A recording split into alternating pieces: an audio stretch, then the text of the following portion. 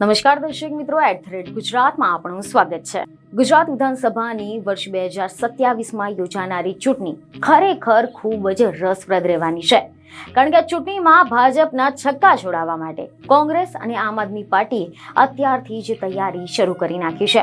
હજી થોડા દિવસો પહેલા જ્યારે ગુજરાતના પ્રવાસે આવેલા રાહુલ ગાંધીએ પક્ષમાં નિષ્ક્રિય થઈ ગયેલા તેમજ પાર્ટીમાં રહીને ભાજપને મદદ કરતા નેતાઓને હાંકી કાઢવાની વાત કરી હતી, તેમજ આગામી દિવસોમાં કોંગ્રેસનું ગુજરાતમાં અધિવેશન યોજાવા જઈ રહ્યું છે।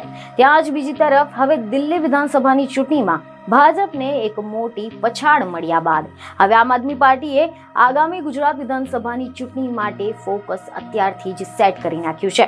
વડાપ્રધાન નરેન્દ્ર મોદી અને કેન્દ્રીય ગૃહપ્રધાન અમિત શાહના ગૃહ રાજ્ય એટલે કે ગુજરાતમાં આમ આદમી પાર્ટી હવે સક્રિય જોવા મળી રહી છે, જેમાં ગોપાલ રાય એ ગુજરાતના નવા પ્રભારી અને દુર્ગેશ પાઠક એ સહપ્રભારી તરીકે જાહેર કરવામાં આવ્યા છે।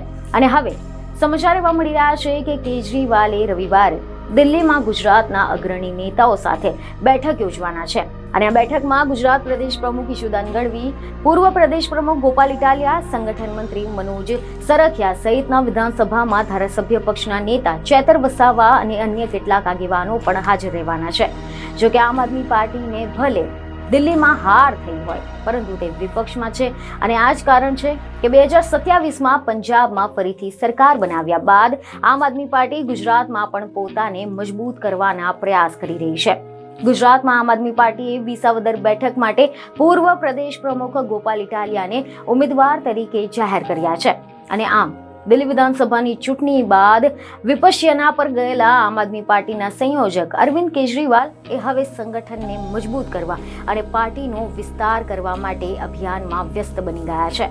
બીજને ખબર સાથે ફરી મળીશું। ધન્યવાદ।